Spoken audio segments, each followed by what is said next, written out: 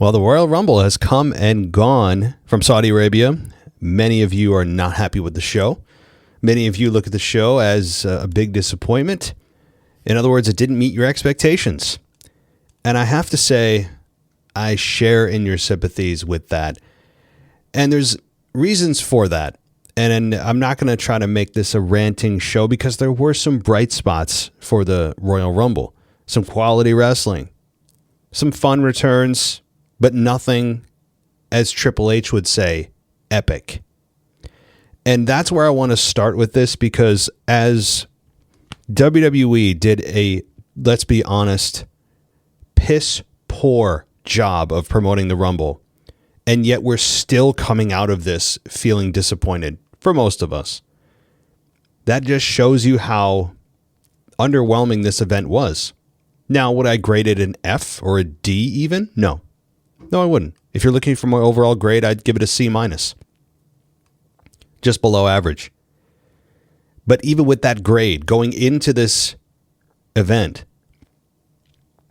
and still coming out underwhelmed is not good. So there's that. And I really have to say, we need to just totally disregard any and everything that Triple H says, leading up to an event anyway. Because his job is to hype up the event. But he's doing it in such comical proportions, using language that has absolutely no accuracy coming out of the event most of the time. This is now the second or third time that Triple H has said an event is going to be epic.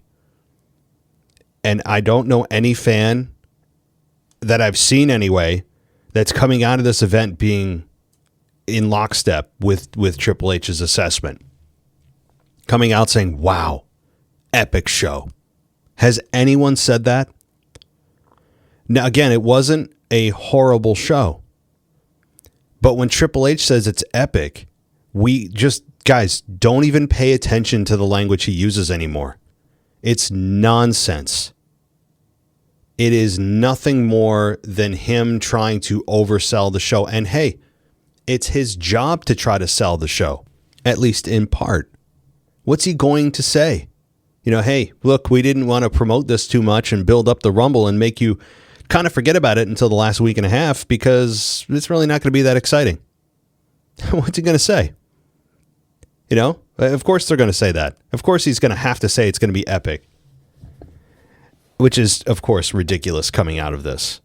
Nothing of surprise happened here. Nothing of consequence. Well, consequence isn't the right word. Nothing of shocking consequence. No big turns. I don't want to hear about Brie Bella. And quiet the kids, all right? Here it comes, all right? I know some of you listen with children. You've been warned. I don't give a shit about Brie Bella. I don't care about the Bellas, as you know, at all. And if that's supposed to be the return we hang our hat on, where are our expectations anymore? The Bellas?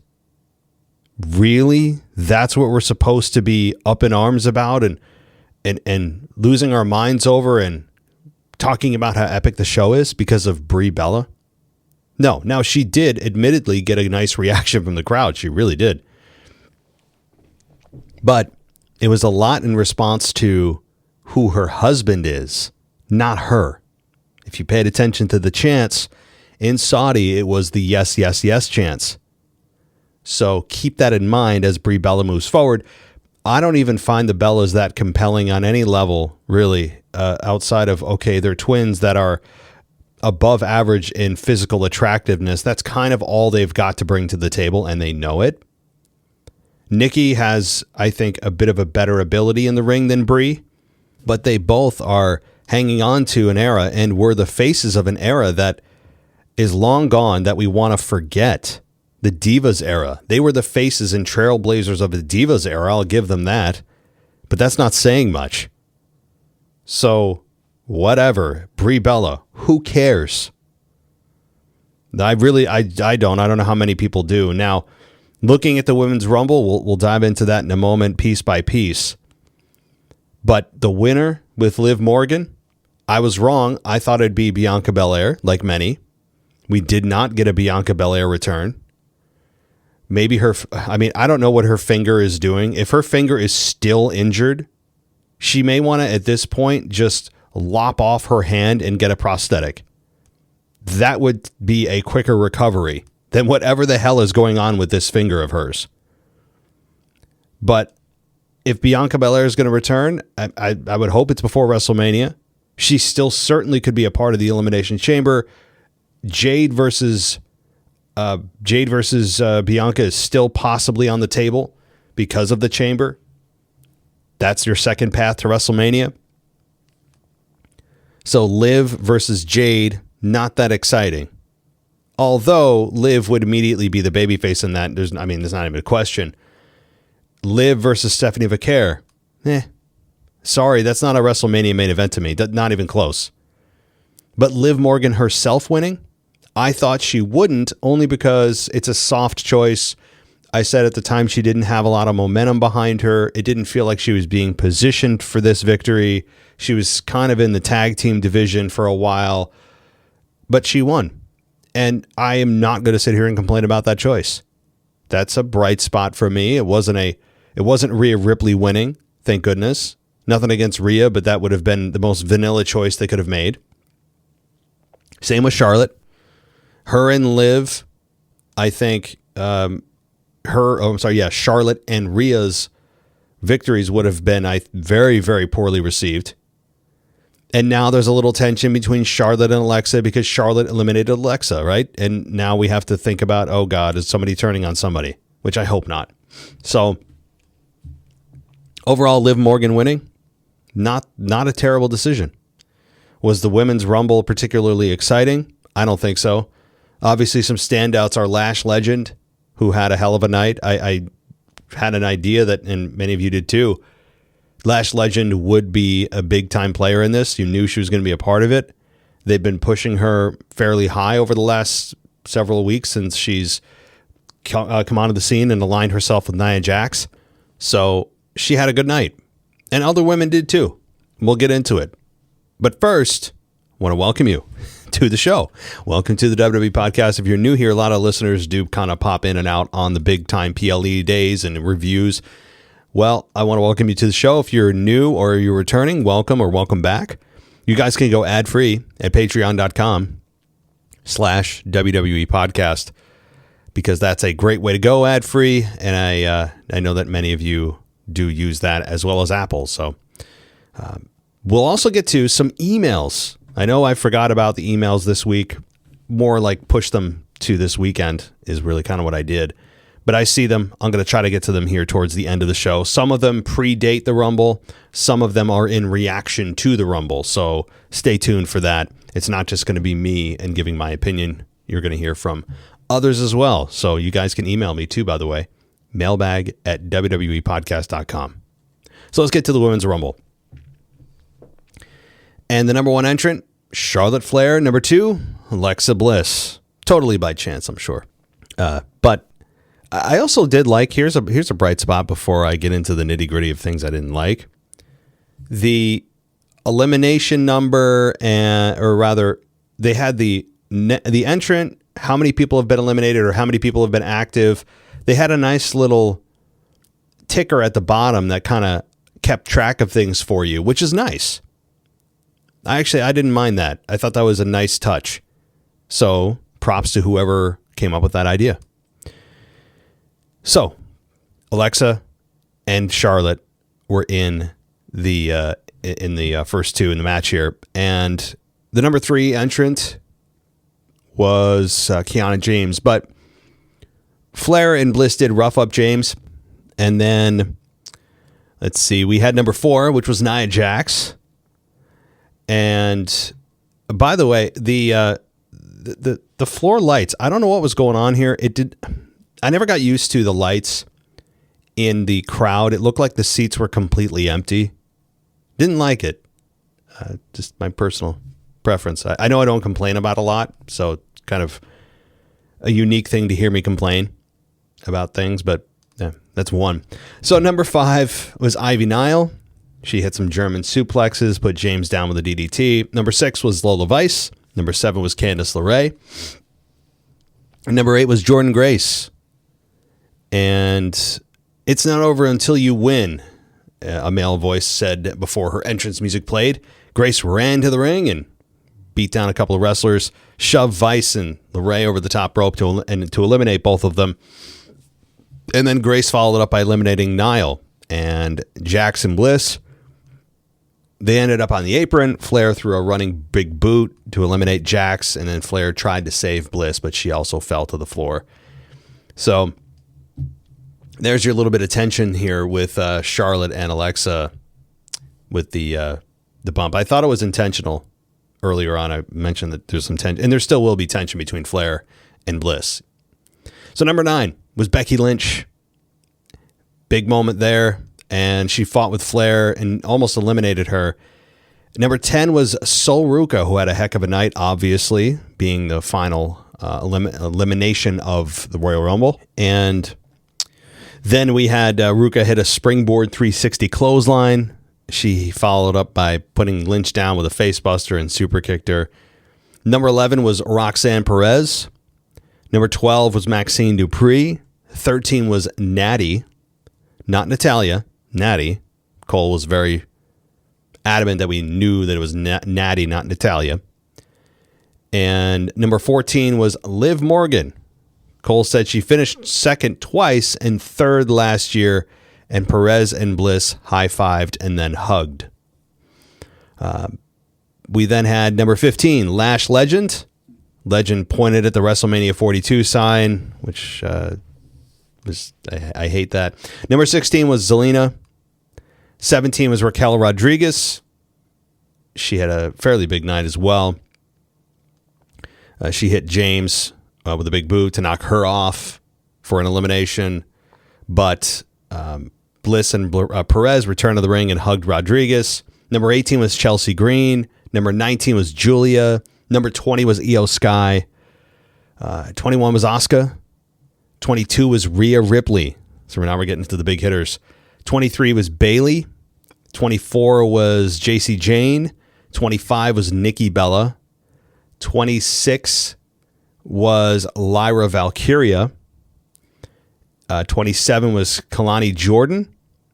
28 was Kairi Sane. 29 was Brie Bella.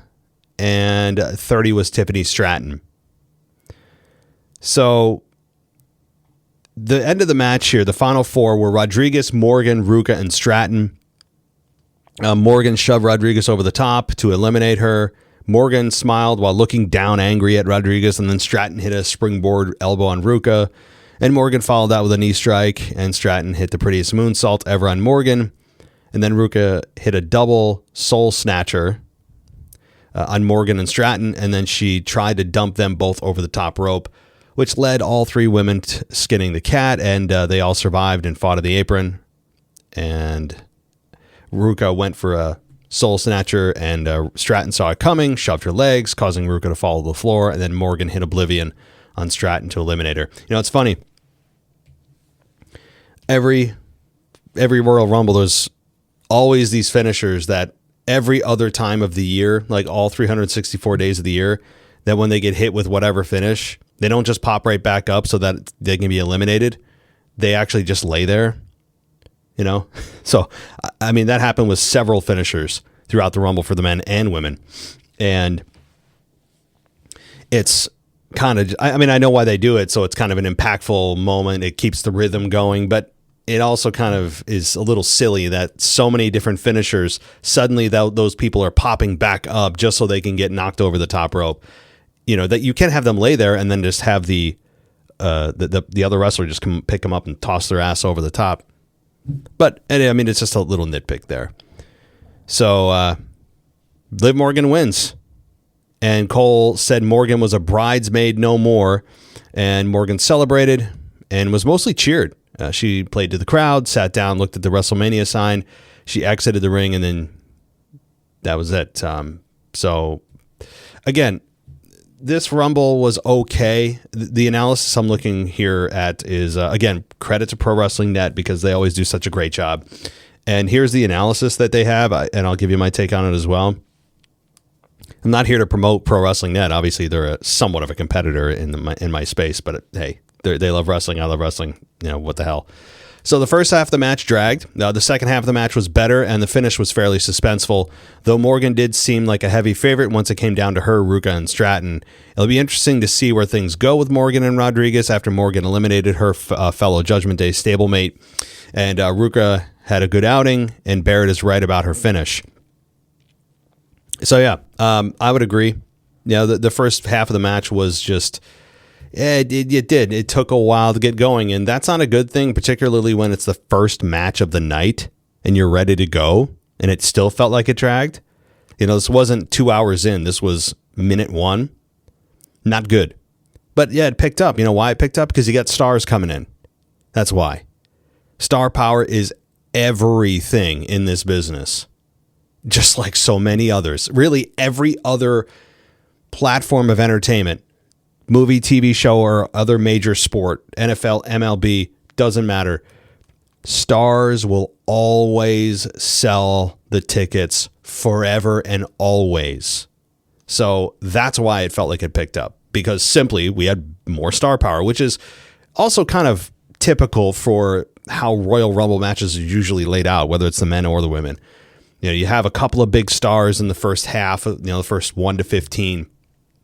And then you really kind of bottom load it with the bigger stars, particularly like 20 through 30, that are usually the heavy hitters.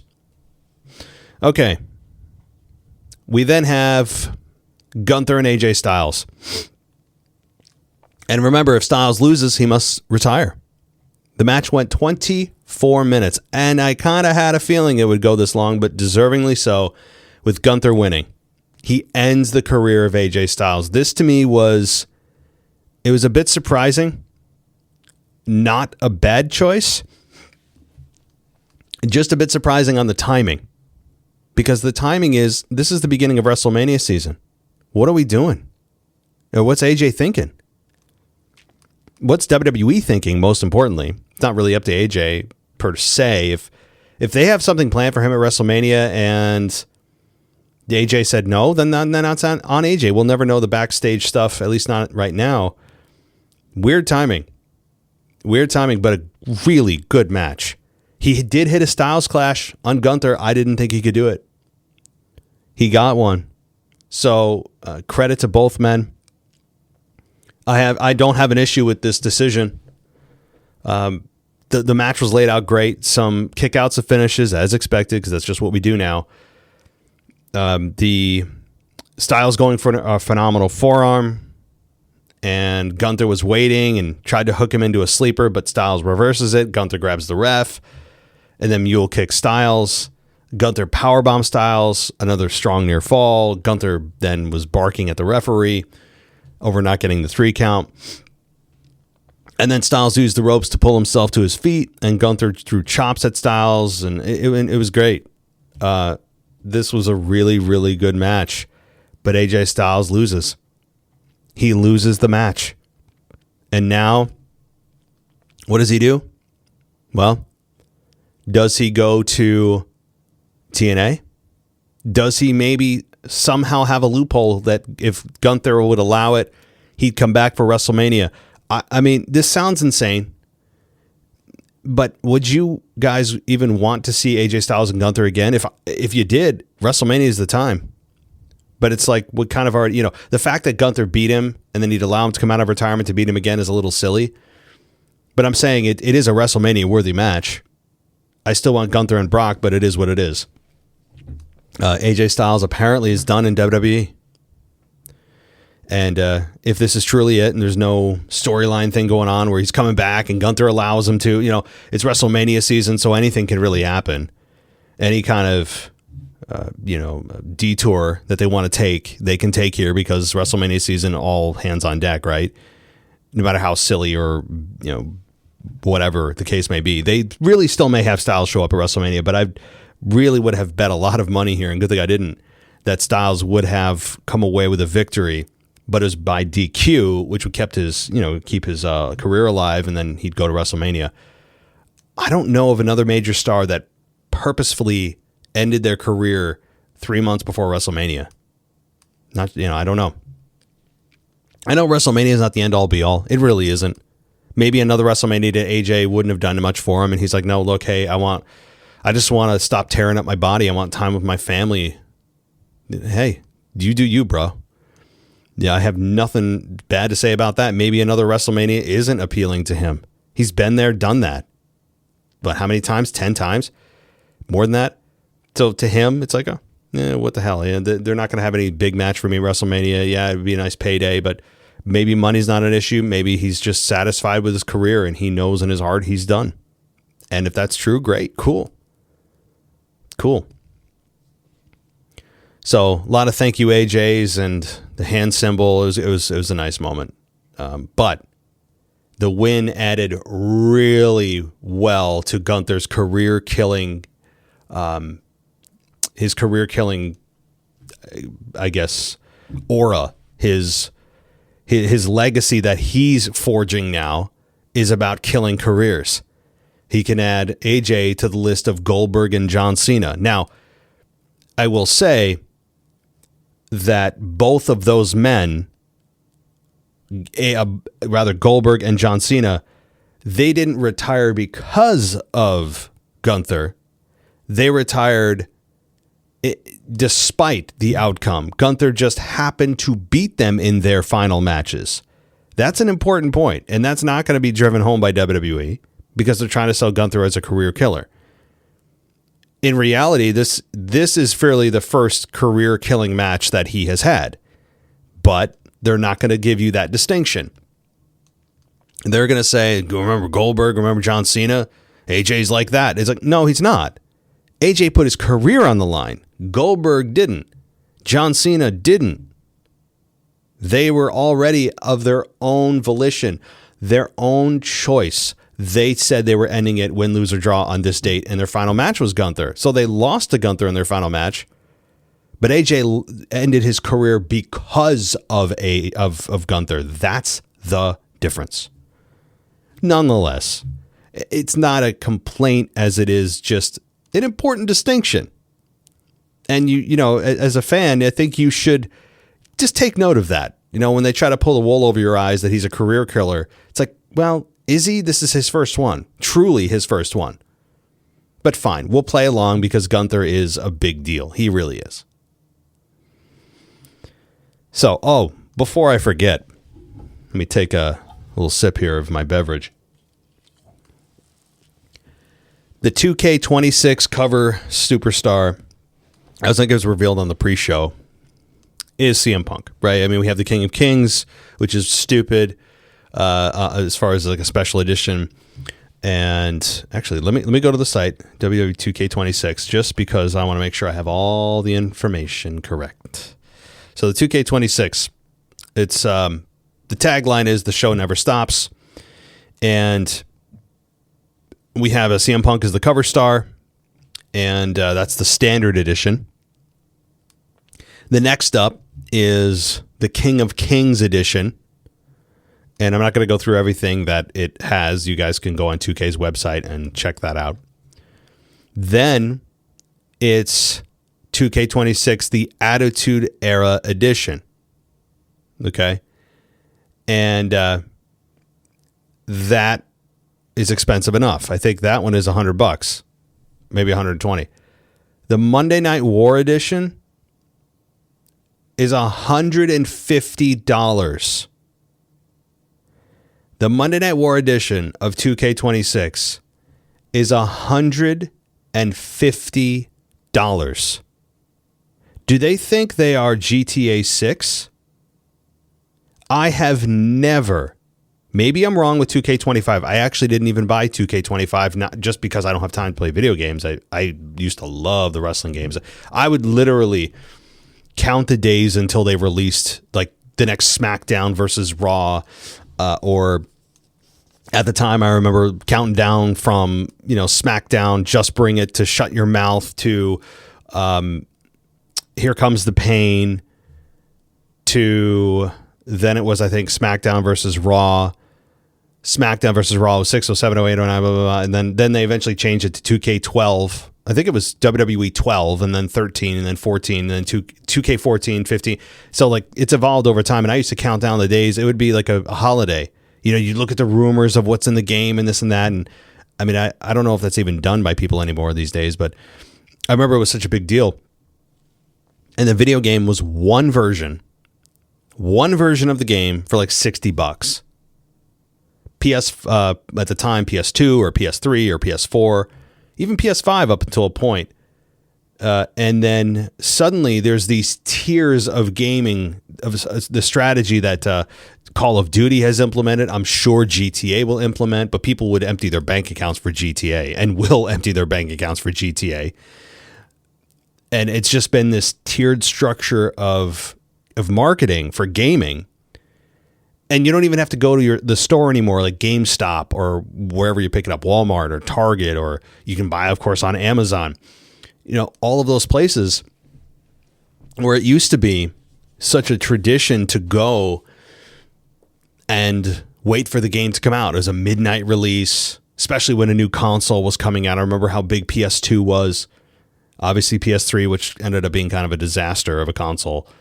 PS4 rebounded, PS5. And yes, I'm not neglecting Xbox. I had an Xbox. I had an Xbox 360, which so many great memories of Halo, Halo 2, Halo 3, especially Halo 3. If you want, by the way, guys, I don't know how old some of you are, but I would guess most of you are in my core audience of my age. I'm 40. I'll be 41 soon. So I'm prime millennial. If you were in the gaming sphere in the mid 2000s, say from like 03 to 2010, 2011, 2012, and you want some nostalgia, and maybe you have thought of this before, but just go to YouTube and search like Halo 3 main menu music. It will bring you back to a time that you never thought you'd think about again, or you never thought you'd feel again. It sounds a little overdramatic, but the Halo 3 theme song, the music on the main menu is just, I mean, I can't explain it. It's probably the best main menu music of all time. Halo 2 is also really good. Halo 4 doesn't get its flowers. Halo 4 is actually pretty good too. I didn't really play Halo 5 or Guardian or whatever, or Halo Reach. And I know Halo is also coming to PlayStation this year, which is crazy, although it's not going to be a multiplayer, which sucks. But my point about all this is this tiered structure of gaming sucks. It sucks because they could easily release 2K26 as the Monday Night War edition if they wanted to, and give us everything that was going to be in the game. Instead, you get a stripped down version for you want 2K26, you can get it. But you're gonna be getting a stripped down version of the game. What's included, by the way, or what don't you get for the stripped down version? Apparently, there's a bunch of virtual currency, 32,000 virtual currency. There's a ringside pass premium. That's like a season pass, essentially. A King of Kings edition pack, Superstar Mega Boost, which allows you to get 100,000 virtual currency, a My Rise Mega Boost, the Attitude Era edition pack. I mean, there's also a WrestleMania 42 pack coming this summer, and a Monday Night War edition pack. Obviously, you don't get. But my point is, tiered gaming sucks because they know what they're doing. It's almost a money grab. But $150 for the top tier edition of 2K26. I don't know another game. Name it. Maybe I'm wrong. Even Call of Duty, Black Ops 7, Battlefield 6 this year. I don't know of another game that even in the highest tier they have had this high of a top tier price. It's absurd. This is, I mean, it's laughable. Think about the price. $150 is nearly the price you could get a new Switch for, of the first gen, maybe not the second. I think that's $299. But that used to be the price you could get for a console. That was like an N64, brand new N64 price. It's absurd. So some of you will buy it. The only way I'd go, if it goes under $100 at some point, I may, but is it really worth it? I mean, I barely have time to, play the little bit of video gaming I can. And right now, the big thing for me is like Black Ops 7. Not that anyone cares, but all right. So anyway, I wanted to give a little rant on the pricing of 2K26, which is available now. You can pre-order it if you really want to. And again, you can go through all the details here. Some of the playable stars that you get with the Monday Night War edition, pretty much everybody's unlocked. And I guess that's the big thing. Like Shawn Michaels DX, and you get the WCW Thunder 1998 arena. There's a selling point. You get The Rock 1999, Kane 98, China 97. All stuff that, they take out that should be included anyway. Do you know what I mean? And they repackage it as some kind of special elite edition. When you're naming something and focusing around the Attitude Era, how do you not, as a stock, allow The Rock 99, Kane 1998, Shawn Michaels DX? How are they not just stock part of just unlockable? Anyway, they're already unlocked. I just, it's kind of amazing. So anyway, yes, and they're trying to get you to pre-order now so that you can get, extra stuff. Let's get back to the Royal Rumble. That's what we're here for. I'm not here to hear me talk about the issues I have with 2K's pricing, which is, of course, signed off on by the money-hungry TKO. And that should be absolutely no surprise that this is record levels of trying to, penny pinch here and get every dollar out of all of you and me that they possibly can. So let's continue. We have Drew McIntyre and Sami Zayn for the WWE Championship. The match went 16 minutes in a match that I enjoyed it. I enjoyed the pacing. The outcome was the absolute right thing to do. I had predicted that not just McIntyre was going to win, but I figured that the way WWE books heels, they were going to have him do something underhanded to beat Zayn, and they didn't.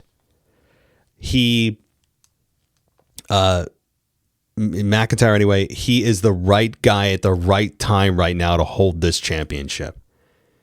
He is as good as he's ever been. Character-wise, mic work, in-ring, everything. He's at the right place at the right time. Sami Zayn is not.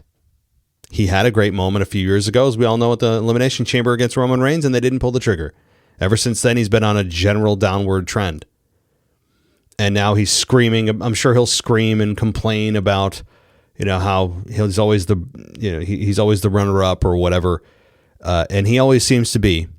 But the timing wasn't right. It would have made no sense. So Drew McIntyre winning, total right call. All right. But by the way, the match was really good. I enjoyed it. Let's go to the Men's Royal Rumble. This match was, I enjoyed this match generally. The number one entrant was Obafemi. Big reaction here. Number two is Braun Breaker. But a big disappointment of a night for Braun Breaker, as he was attacked by a masked man and hit with a stomp and then thrown in the ring, or he came in the ring and Obafemi clotheslined him over the top to eliminate him. So, yeah, Braun Breaker was attacked by the masked man. Could it still be Austin Theory? I mean, my God, I hope not. I mean, they have done absolutely nothing with Austin Theory since he was revealed as the masked man. I mean, there was no plan there other than just, that's how we're going to introduce him. We're going to give him a really bad haircut, and he's going to come in, not give us a great promo, to not really like give us any heartfelt promo, and just be another face in the group. And that's unfortunately what Austin Theory's been so far. Braun Breaker is clearly the focus, and he was robbed of the opportunity to compete here tonight. And it was a bit frustrating, but also, is this Seth Rollins? It could be. I mean, the stomp is back. Seth was very clear that he's not going to be in the Rumble, and he wasn't, but I looked at the body structure and the movement of him. It didn't look like Seth Rollins. I guess it still could be. Seth, I mean, maybe he's on track to come back much earlier than we all realize, and that'd be great. So it certainly could be Seth Rollins.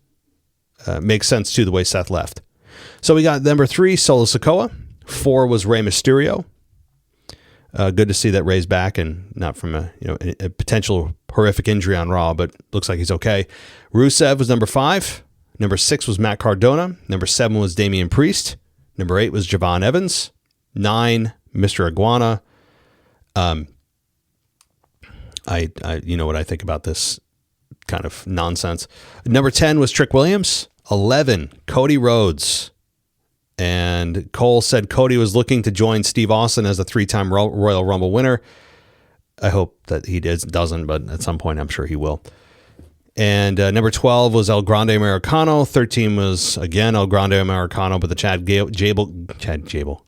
Gable version. Number 14 was Royce Keys. And number 15 was Austin Theory. Number 16, Bronson Reed. 17, Dragunov. 18, La Parka. It was the new La Parka, not LA Park. Fans were pretty quiet. Yeah. Number 19 was Dragon Lee. 20 was Logan Paul. 21, as expected here in a spot here with the Vision, LA Knight. The fans got a nice reaction, gave a nice reaction to LA Knight. He was reminded that it was his first appearance since Reed attacked him and Knight eliminated Theory. He hit a BFT on Reed and clotheslined him over the top rope, and he roughed up Logan Paul. Number 22, Brock Lesnar. Fans, big reaction. Big reaction. Lesnar comes in, immediately hits a German on Cody. He followed up with a German on Knight and Evans, and he clotheslined Dragunov. He hoisted up Evans and dropped him on Dragunov with an F5, and Oba approached Lesnar in the middle of the ring. And number 23 was Miz. Lesnar eliminated Dragunov. He hit more Germans and squared off with Oba Femi. And then Cole noted that Lesnar asked Oba if he wanted to try him. Number 24 was Rey Fenix. Lesnar put Phoenix down and executed a German. Cole asked how Lesnar looks bigger every time they see him, and Lesnar eliminated Oba when Oba Femi was focused on Logan, who had skinned the cat, and Logan was then hit with a German. 25 was Jey Uso, and 26 was Roman Reigns. Let's see here. So 27 was Jacob Fatu. 28 was Penta.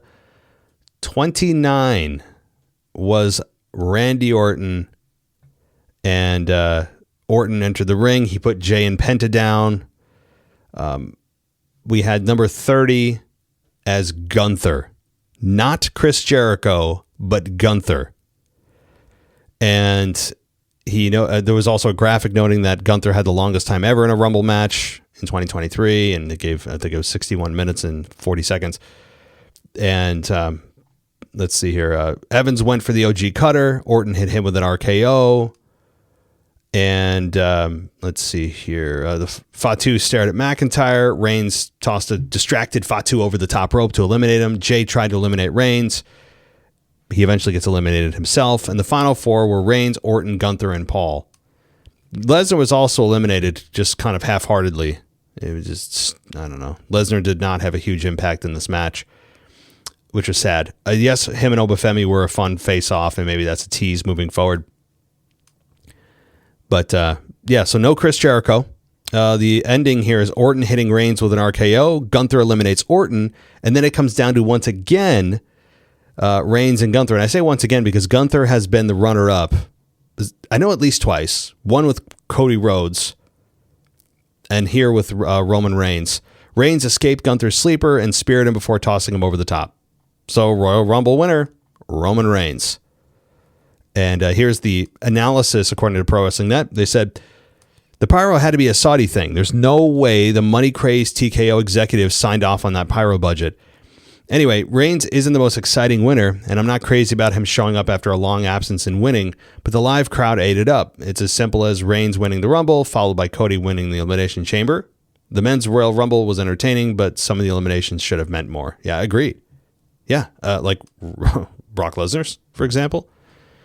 So yeah, not an exciting Rumble, I would say. One that was safe. It's safe, and that's okay. I mean, it's okay. We'll see how they follow up on Monday night, because that's a big deal, because we are officially in WrestleMania 42 season. No more is it, well, kind of, we're on the outskirts, we can say that we are. No, we officially are. So now we can look towards Elimination Chamber and look towards who could be in that match to punch their ticket to WrestleMania, because don't forget, only 50% of the title matches have been, the paths to the title matches have been filled. One for the Women's Rumble, one for the Men's Rumble, but now there's a Women's Chamber and a Men's Chamber. So 2 of 4 spots have been filled. Don't forget that. So there's a lot to get to for WWE. They've got a lot to kind of sort out here. When is Chris Jericho coming back? I mean, it could be just Monday Night Raw. It really could be. Could be a Monday Night Raw appearance. Could just be a random, or not random, but an Elimination Chamber appearance. They could wait. It seems as if they're feeling out when the fans think they know something and then just pulling the plug just so they don't think that we're as smart as we are. I feel like even though Chris Jericho would have been a perfect 30 entrant to just have a fun moment and eliminate a person or two and then get eliminated himself and still be a part of the road to WrestleMania. I mean, why would you not include Chris Jericho in this if you could have? Just to spite the fans? I do wonder if they do that on purpose. There's no other primary reason other than to just spite the fans, to make us feel like we don't know everything. I truly feel that some of the decisions they make are because of that. They're probably like, damn it, the word is out. Now everybody knows. We're going to change it just to change it. So we were probably right up until it pretty much became public knowledge that Chris was going to be number 30. And they changed it. That's my best guess. But here we are. Another WrestleMania season. Another couple of months to get hyped. It's February tomorrow, which means it'll be only a couple of months until WrestleMania 42. 2.5 months-ish. Because it's mid-April, isn't it? So it feels like a long time. But you know how quickly those days go.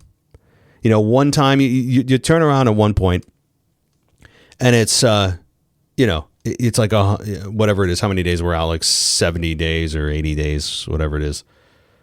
And you look, probably more than that, 90 days, whatever. And then you look up and it's 50. And then you look up and you're like, oh my God, it's in 3 weeks. And then next thing you know, like, wow, WrestleMania is next week. That's how it's going to go, because that's the way it goes every year with everything. So it seems like a long time away. It's really not. But what I truly enjoy about this WrestleMania season so far is there's only one PLE between the Rumble and Mania. I don't see 3 other random, maybe like a crown jewel thrown in there for good measure. I don't see 7 different Saturday night main events. It right now looks like a clean Rumble to Chamber to Mania path. And I hope they stay the course and don't throw one in there because they want to just make another quick buck.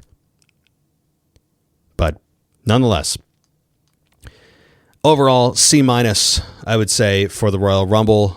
Safe choices, no big surprises, and I'm also taking it down half a grade because of Triple H's comments where he just continues to just sell us on total BS.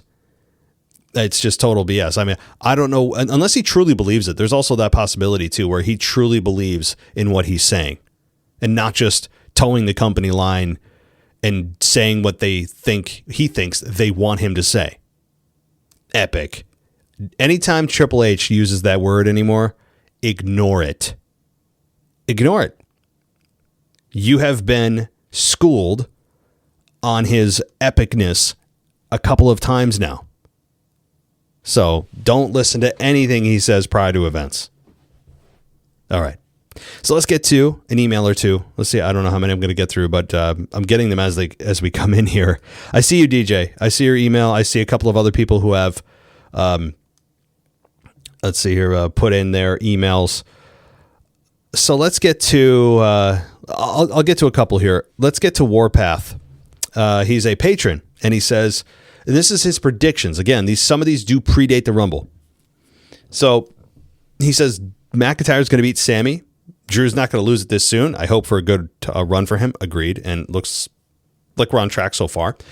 AJ Styles beats Gunther. I can't see this being the end for AJ. But what would that do for Gunther?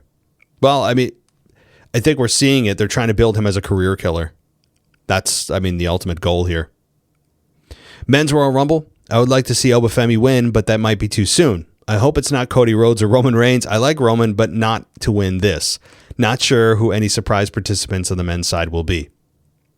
Well, the answer is none. We didn't get anything big. I mean, we got what, an iguana, Mr. Iguana. Who gives a shit? I mean, there was no big surprise here. No Rock. Not that I expected it, but some people did. Which is really surprising because a lot of times they put their best foot forward in Saudi because of the amount of money that's on the table for WWE in those events. It's astonishing. But okay, the Women's Rumble. Surprise participants, Tiffany, Bianca, and Sol Ruka. I'm kind of leaning towards Bianca winning. Yeah, me too. I was too. And Sol Ruka had a great night. Tiffany Stratton had an okay night.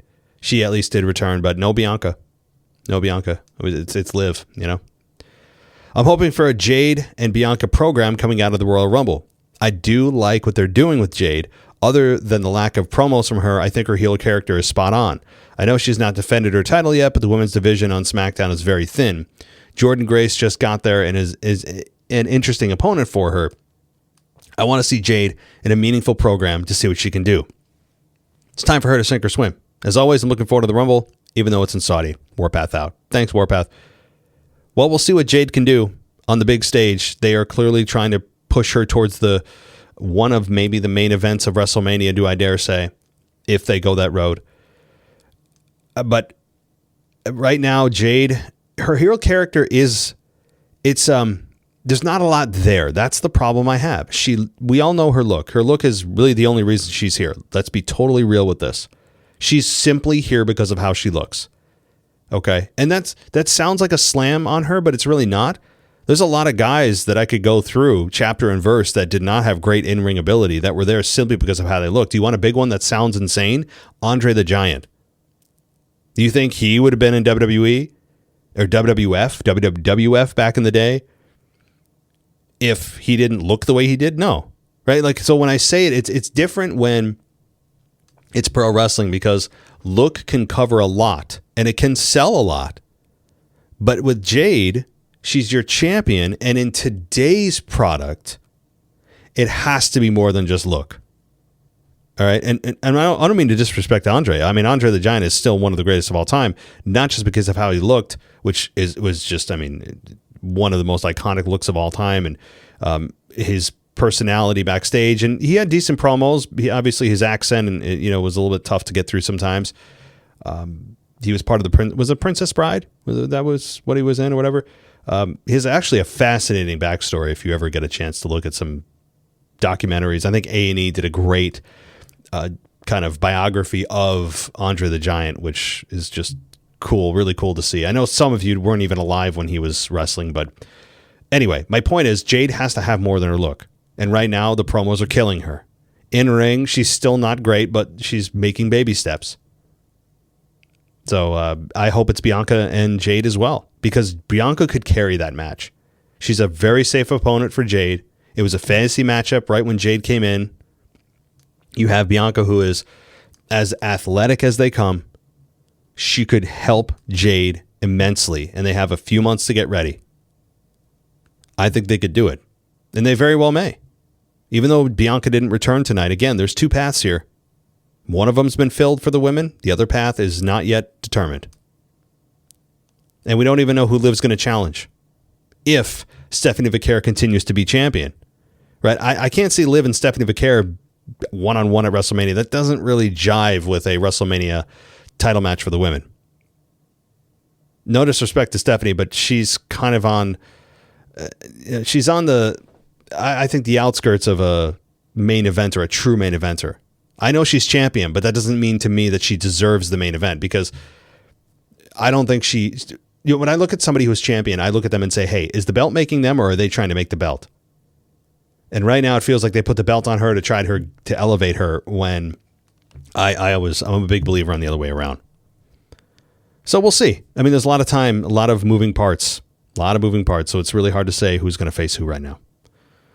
Okay. Thanks, Warpath. Boy, oh boy. Lots of emails here. Let's go to Darius. I haven't talked to Darius in a while from Boston. He says, pretty big week in sports today. We have the Royal Rumble and we have NASCAR season kicking off. So your predictions for the Rumble and all the other matches for the men, it's quite tough since Adam Pearce announced on Raw that Braun and the Vision will be in the Rumble. It's hard to decide between Roman and Braun. I think during the Rumble, Brock and Gunther will face off. Last week I was thinking about Sami Zayn, but now he has a title match against Drew. I don't really think he'll win the Rumble. For me, I'm going for Braun. I have been following the news on Powerhouse Hobbs. Oh, yeah, that's right. AEW star who has been signed to WWE. But the question is, will he go to NXT or straight up to the main roster? He'll probably debut in the Rumble. For the women, I think Bianca will return and win. I'm kind of getting bored of Stephanie's title run, so I'm excited to see who's going to get a title match with her at WrestleMania. AJ Styles will win against Gunther, and they will have a rematch later in the year. But AJ Styles won't win clean. Gunther will start assaulting Michael Cole and get disqualified. And your last prediction is that Sami will lose to Drew, and no way he's losing. He only just started his run. I want to thank DJ for keeping me updated on NXT and TNA. What happens? Quick question. What happens when eventually Joe Hendry will move up to the main roster? Will you carry on reporting him, or will you pick a new youngster? Well, Darius, I'll answer that. I don't mean to speak for you, DJ, but I'm pretty sure you have answered this because I asked you that too.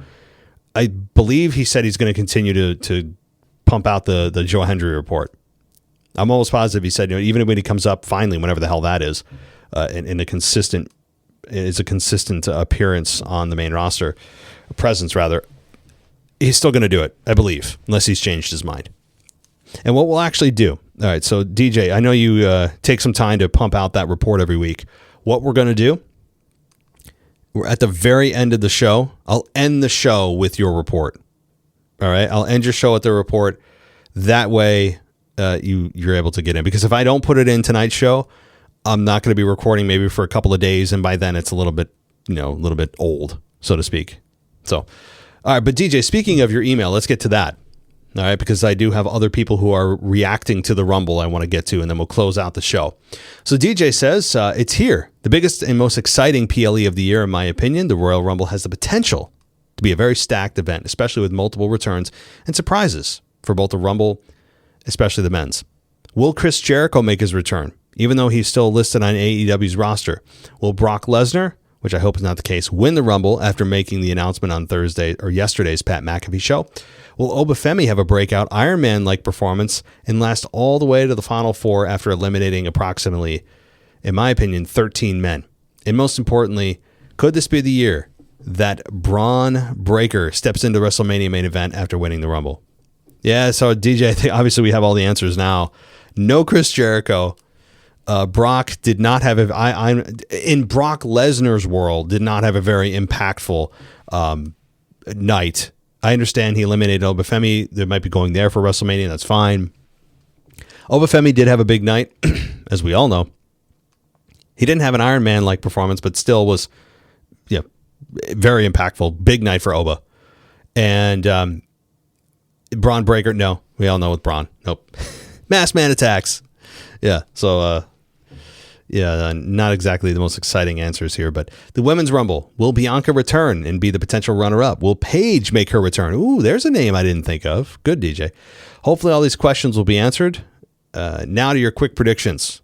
Drew wins and defeats to retain. Gunther defeats AJ and unfortunately ends his career.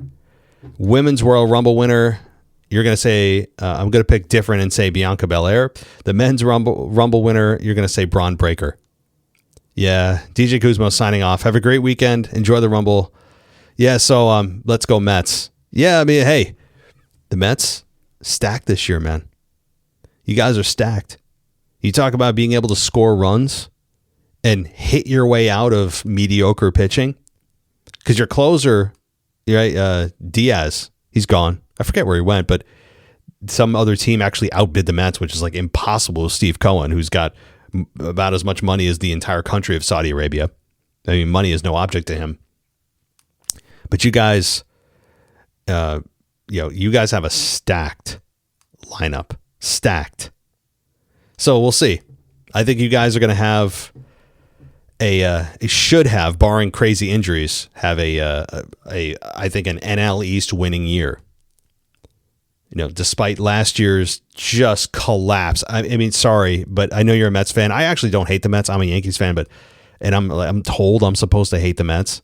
I don't really hate them. I don't know why I'm told to. Now you talk about the Red Sox or the Blue Jays. I have much more of a issue with them. But the Mets, I'm like, whatever. I don't know why there's such a rivalry between them. Because they're in the same city? I don't know. But I actually don't mind if the Mets win. That doesn't bother me. I'm not a Mets fan, but I don't feel hatred towards them. And I think you guys will and should win the division. I believe Vegas has you up by a few games over Philly. So, alrighty.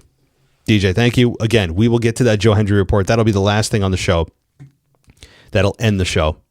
So stay tuned for that. All right, quickly, let's get to a couple of people here that have emailed us in. And this is from Matt from the UK. He says, I've been a listener of the podcast for quite some time, and I've always appreciated the discussion and insight you bring. After watching the Rumble, I felt compelled to reach out and share my reaction as a longtime fan. I'll be honest, I'm completely frustrated with the outcome of the men's Rumble, with Roman Reigns winning. From my perspective, it's hard to understand or support a result where a part-timer steps in for the biggest moments and is rewarded with a WrestleMania main event. I feel the frustration. I mean, the thing is, though, Roman Reigns has been in a part-time position for years now. Years.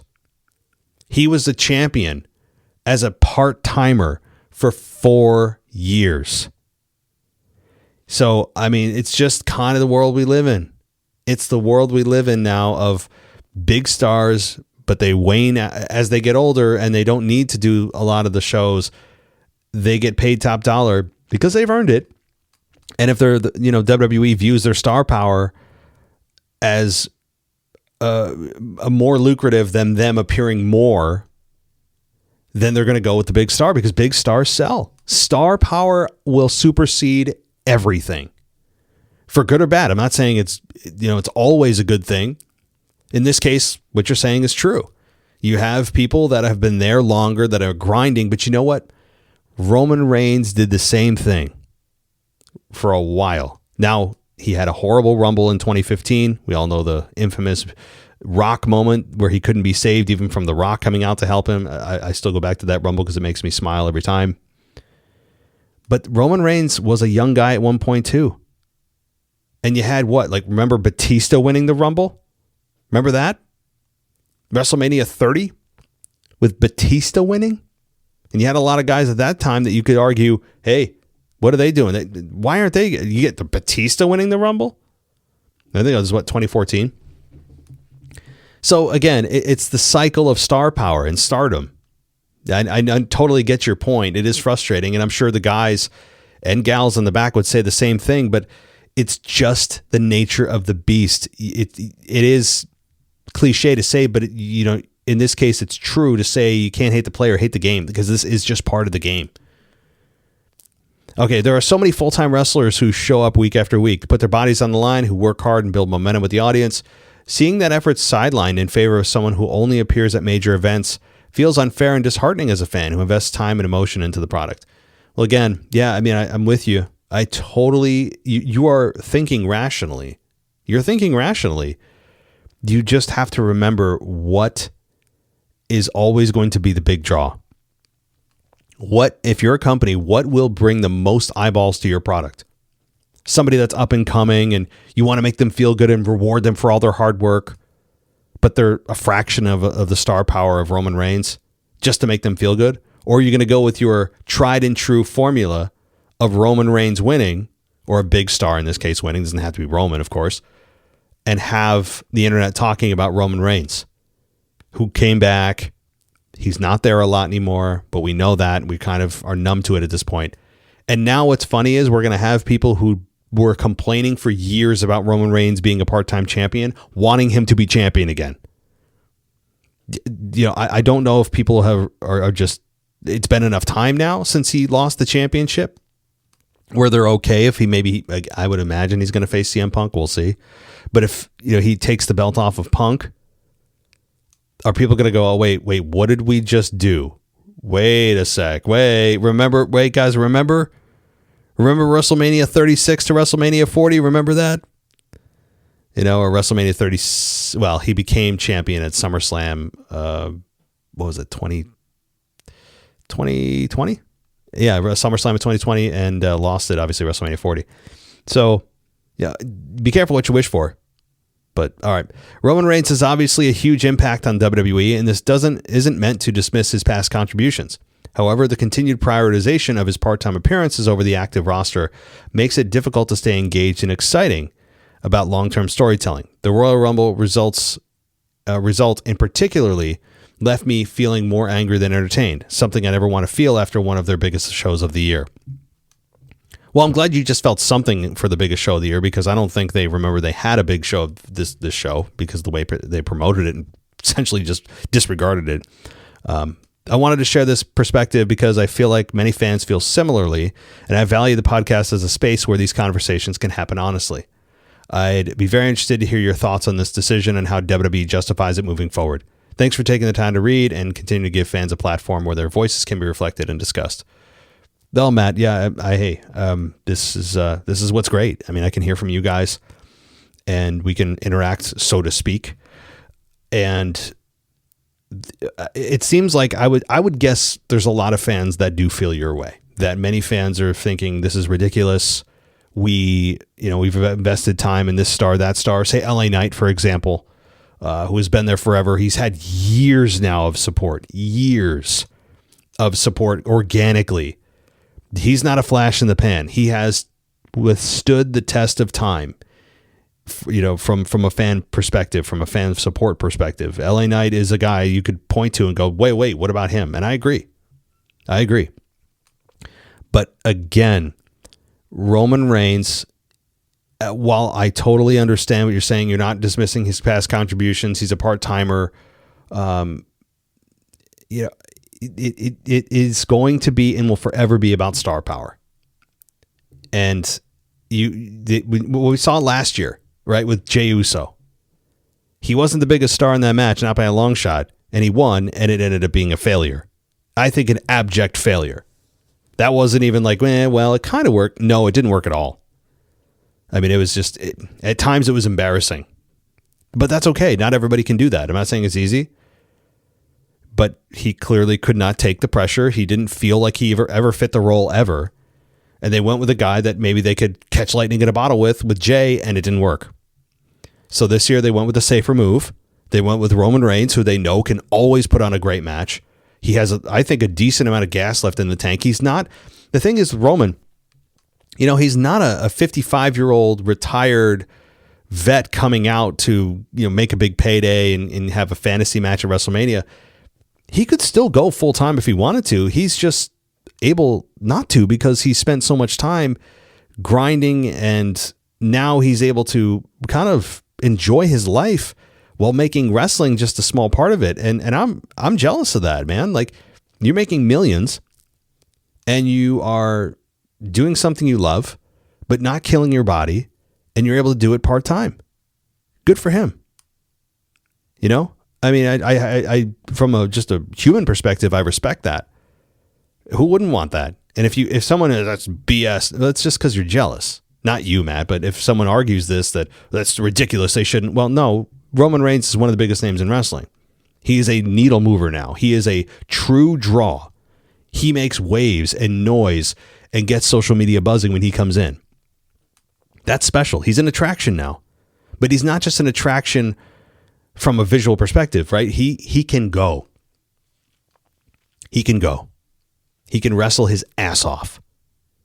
And he's shown it. And he can still be champion easily. All right, a couple more, and then we'll end with DJ's voicemail. So this is Kay from from Toronto, talking about the Rumble. He has actually two emails, so I'll combine them into one. It's not that long, I promise.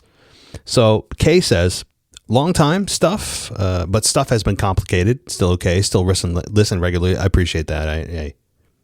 Things are just wild, right? I mean, life is crazy. So whatever it is what's going on, man, I hope it's working out for you, and don't stress out. Okay, so first, although I hated my girl Tiffy finishing runner-up. I love Liv, and I hope this is the end of the joke, but known as the Judgment Day. So Ruka and Lash Legend look good as well. Yes, I think Liv needs to completely disassociate from the Judgment Day, and that could be the case now, the way that she won. I hope she leaves.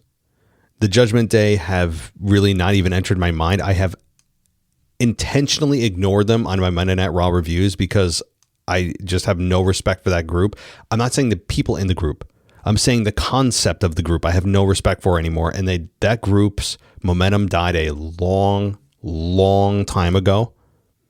So those people in the group can certainly have their own storylines. Finn Balor look at what he's done the last couple weeks. You have Raquel Rodriguez, last few months has been stellar. She's finding her own way now, finally. And you have Liv Morgan, who can and has shown that she can stand on her own 2 feet and be a main event women's star. And Dominic, of course, the chemistry they have there. Look what he's done. This group has no purpose to exist anymore. So the group I have no respect for. That's why I disregard them. I don't even talk about them on my show. It's as if they don't exist. But yeah, Sol Ruka, great night. Lash Legend, great night. AJ and Gunther, number 2. Extremely to plan. AJ's headed to TNA. Well, yeah, cool. And he'll finish up his career there, right? He had a huge impact in TNA. He's shown up there a couple of times over the last several months with WWE's working relationship with them. So yeah, maybe AJ landed in TNA and that'd be great. Totally end his pro wrestling career. Number 3, Sami and Drew. Same. Drew was never losing. Agreed. 4, men's. So obvious. Roman Reigns was 100% to win. I really liked Obafemi. No Jericho, which was a bummer. Loved Drew screwing Cody. Boy, the tables have turned. Yes, I did not even mention that. Thank you for mentioning. Overall, I really hate sleazy Arabia, but money talks. Thank you for all you do. Cheers. I'll get to your second comment in a minute. So, yes, no Jericho was a bummer. And imagine paying all that money. And I've seen YouTubers who flew there, some of the big ones, we all know who they are, that flew there. And you wonder how these people even have the money to do it. I mean, the thousands they must spend. But have flew there and were, talking about how they can't wait to, see Chris Jericho. And many people probably expected him to show up. And they didn't have him show up. And is it, again, for the sole purpose of just swerving the fans to make them not feel as smart as we think we are? Probably. If that's the case, shame on WWE. Sometimes you just need to deliver. For the insane ticket prices people are paying now, for all the money they made in Saudi, for the $30 a month that I refuse to pay for ESPN, and I won't pay it. I don't watch on ESPN. I have other ways of watching. I despise the fact that we have to have Peacock, you have to have the USA Network, and you have to have ESPN Plus or Unlimited for $30 a month. Remember the $9.99? Do you guys remember the network? I remember that time. I was old enough to remember that. You talk about a hell of a deal. That was $120 for the whole year. For the whole year. What a value. I even love the format of the WWE Network way better. The way that it was laid out, the rest of it was perfect. I loved the WWE Network. And now you pay $60 in a month for just to make sure you can watch all the wrestling content. Again, if you watch on the legal streams or the paid streams, I should say, right? There's other ways, we all know. But it's unbelievable. I mean, like TKO has sold all of us out. And if you didn't forget, there was tax season's coming up. They put a TurboTax advertisement on the ring apron during the Rumble. I mean, like they have no shame. They have no shame about the fact that they prioritize money over everything. And it's a shame. It's embarrassing. But if I went to that show, I would. How could anyone walk out of there and say I felt like I got my money's worth? Maybe in the cheap seats, if there were such a thing. Maybe those that didn't spend $1,000 and we're somehow in just under 1,000, maybe you feel like you did, because if you're spending a little time in Saudi, there are some okay places to go, right? So like perhaps if you use it as also a vacation, but you can't come out of there feeling like you got your money's worth. If you're sitting at home feeling like you didn't get your money's worth, imagine spending all that time, all that money, the flight there, the flight back, and you're going, what did I just do? So yeah, and Drew screwing Cody, I really love that too. Agreed. So I don't think that's over. That is clearly a sign that they're headed towards something big time. So Cody Rhodes, I'm thinking, could be a part of the chamber and then eventually challenge Drew for the world title or for the undisputed title again at WrestleMania. And you could have Roman choose Punk. That seems to be where we're going for WrestleMania. And your final comment. I think the Masked Man was Seth Rollins or Austin Theory, as I think they want to turn Braun into a tough good guy, similar to Stone Cold. We all know Heyman is a snake. Cheers. Thanks, Kay. Yeah, I don't know if Stone Cold's the idea that they have, but I can see the similarities there. It's got to, I would think it's Seth Rollins, you would think. Or if it's not actually Seth, it will be revealed as Seth. In other words, the person who did this tonight is not actually Seth, but they have the intention of revealing it as him, meaning like Seth wasn't truly medically cleared. So they just had like a stand-in for someone to do the move. But if it's Austin Theory, who's excited about that? It was already a big womp for Austin Theory being revealed as the Masked Man during the Survivor Series. Like, that's not exciting. It has to be Seth. It's either Seth or nobody. It has to be. Who cares if it's Austin Theory? No, I mean, first of all, not only is that just so underwhelming, considering what they've done with Austin Theory as a follow-up, which is essentially nothing. Their follow-up and their follow-through, I have to give them like a D overall. For big storylines, like a D over the last year. But if it's Austin Theory, not only does that make no sense from just a star power perspective and his first reveal, but also he just joined the group. Where is he going from there? Braun Breaker's just going to steamroll him. And what was all of that for, Like, it can't be Austin Theory. So it's got to be Seth. It's got to be Seth. So thank you, Kay. And let's see here. Of course, DJ. And DJ, let's get to your voicemail. Before I do that, though, I'm going to say goodbye to everybody because DJ is going to take us right to the end. But thank you, everybody, for joining me here on the show. I appreciate it. And if you have your emails, you want to give me your thoughts on the Rumble, mailbag at wwepodcast.com. I will get to them on my Monday Night Raw review. I know there's going to be a lot to talk about.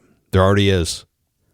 So go to Patreon if you want to go ad-free, patreon.com/WWE podcast, or go to, of course, Apple or Spotify.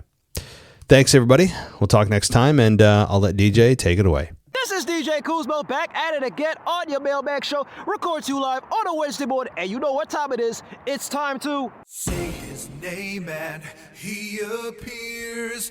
I believe in Joe Hendry.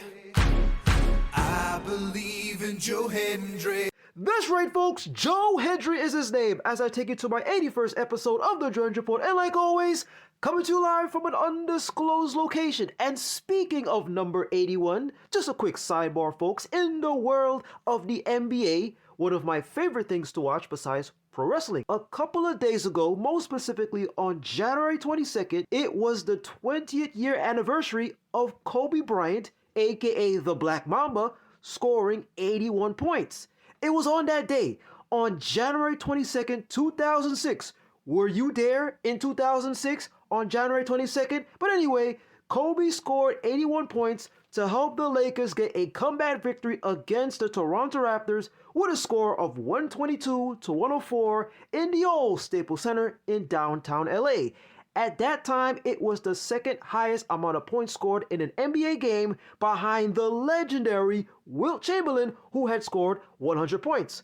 So rest in peace to Kobe Bryant, because it's literally now 6 years since his passing. But now, back to TNA Pro Wrestling and the Joe Hendry Report, because this is not a basketball podcast. Now let me take you to the previous episode of TNA on AMC as I continue with the storyline of the NXT and TNA collaborations with the NXT invasion in TNA.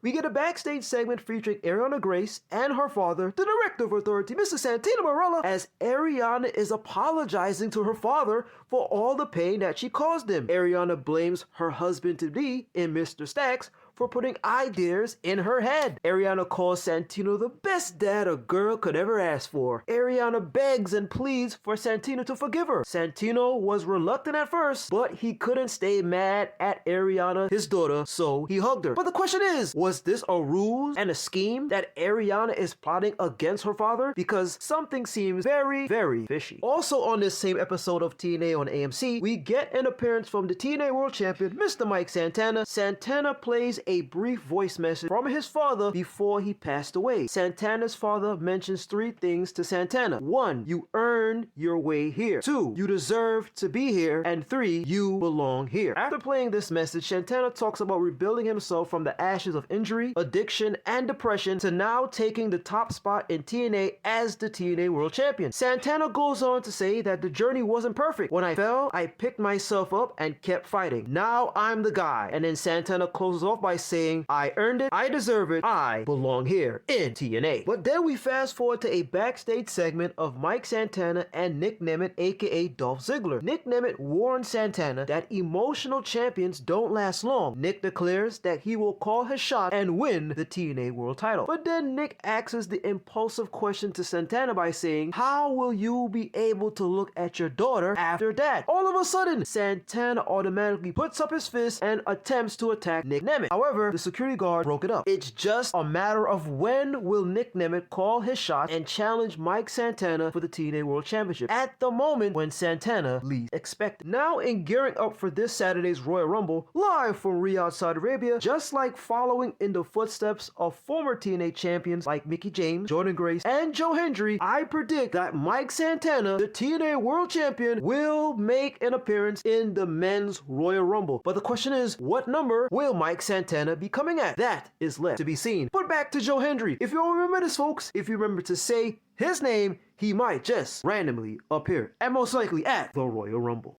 And he appeared last night on NXT. Joe Hendry was featured in an NXT Championship qualifying match against Jackson Drake, the WWE Evolve Champion. But prior to the show and prior to the match, Joe Hendry put out a video on his socials, a very serious Joe Hendry, by saying, I'm here because there's something I want. I want to prove you all right for believing in me because I know what it feels like to be a champion. A year ago, I became the TNA World Champion and I took that title to the Royal Rumble, to WrestleMania, and then I came to WWE. I came to NXT to prove that I can do this at the highest level, and in order to truly prove that, I need to become the NXT champion. Tonight, I have a huge opportunity, myself versus Jackson Drake. If I can get past this, I can get into the ladder match for my opportunity at the NXT championship. There's a reason here at the Performance Center every single day because I've proven to myself, I've proven to you, and I've proven to the world in 2026, Joe Hendry can become NXT champion. So NXT starts off with this NXT championship qualifying match of Joe Hendry versus Jackson Drake. However, as Joe Hendry's music is playing, we don't get an appearance of Joe Hendry. The camera cuts immediately to backstage where Vanity Project is being seen standing over a hobbled Joe Hendry as he is lying on the floor. Jackson Drake, the leader of this group, is seen with a steel chair in his hands. They tell the general manager of NXT, Mrs. Ava Raine, that they had no idea what happened as to who attacked Joe Hendry. We fast forward to another backstage segment featuring Jackson Drake and the Vanity Project alongside Ava Raine. They ask Ava, how is Joe Hendry doing, and mockingly act surprised and sad when he's hurt. They insist that she can prove it was them, and Jackson Drake says NXT is anybody's game and they're just trying to make an impact. Therefore, with Joe Hendry hurt, Ava reluctantly gives Jackson Drake his spot in the ladder match, but bans the other members of the Vanity Project from ringside. Ava closes off by saying, if Joe Hendry gets medically cleared before next week, he'll also be in the ladder match to compete for the vacant NXT Championship. Now let's get to an in-ring appearance from Joe Hendry's tag team partner and new best friend, friend who we haven't seen in a very long time, and that is Thea Hale, as she was in a match against Zarya. This match lasted 9 minutes and 15 seconds, with Thea Hale getting the surprise victory over the Australian powerhouse in Zarya due to an in-ring distraction from Tatum Paxley attacking the NXT Women's North American Champion in Izzy Dame. But post-match, we get the appearance of Phelan Henley and Lena Reed as they approach the ring. Thea Hale tells Zarya that she's got her back, but Zarya delivers an F5 to Thea, and I guess Zarya does not trust Thea Hale. Now we arrive at the final segment, as apparently Joe Hendry will make an appearance to confront the mystery person that attacked him backstage. In this final segment in the ring, there were 6 participants that will be in the ladder match next week to compete for the vacant NXT Championship. And those 6 men were Shiloh Hill, Dion Lennox from Dark State, Sean Legacy, Jackson Drake, Ricky Saints, and Kunal Carver, as they were all bragging that each of them was worthy enough to win the ladder match and become the next NXT champion. However, a brawl between all 6 men begins. Ricky Saints is seen climbing the ladder to grab the NXT title that was hanging in the ceiling to give the crowd a visual as to what might happen next week when Ricky Saints becomes the NXT champion. Meanwhile, amongst the chaos, Vic Joseph on commentary apparently said his name, Joe Hendry. Joe Hendry appears at the entrance ramp as he is limping to the ring. He delivers a standing ovation chokeslam to Ricky Saints, but immediately Kunal Carter delivers a spinning power slam to Joe Hendry as Kunal Carter stands tall to end this episode of NXT with some unanswered questions. 1. Is Kunal Carter the favorite to win the NXT title next week in the ladder match? And 2. Was Ricky Saints the one that attacked Joe Hendry backstage? And finally, 3. Who will stand tall next week as the new NXT champion? Hopefully these questions will be answered on the next episode of NXT. But breaking news, after when the show was over, we get the official word that Joe Hendry will be included in this ladder match for the NXT championship. And now it's going to be a 7-way, that's right folks, a 7-way ladder match for the vacant NXT championship. And it will include Joe Hendry, Shiloh Hill, Dion Lennox, Sean Legacy, Jackson Drake, Kunal Carter, and Ricky Saints. All 7 of these men, as Joe Hendry is now medically cleared to compete for the NXT championship next week. But like always folks, if you remember to say their name in Thea Hale and Joe Hendry, they might just randomly appear, and most likely they might appear at the Royal Rumble. Always remember to believe, say his name. Always remember the words that Joe Hendry says anytime, any place, at any show. And most importantly, always remember to do this. Wave your hands from side to side and say, oh, I believe in Joe Hendry. Joe Hendry is so prestigious. Once again, this is your guy, DJ Kuzmo. Have a blessed week. Be kind to one another. Stay safe, my friends. Believe and peace. Thanks for listening to the WWE Podcast. Don't forget to subscribe on your favorite podcast app so you don't miss a show, or head to WWEpodcast.com. And for all of these shows ad-free, head over to patreon.com/WWE Podcast. Until then, we'll see you next time.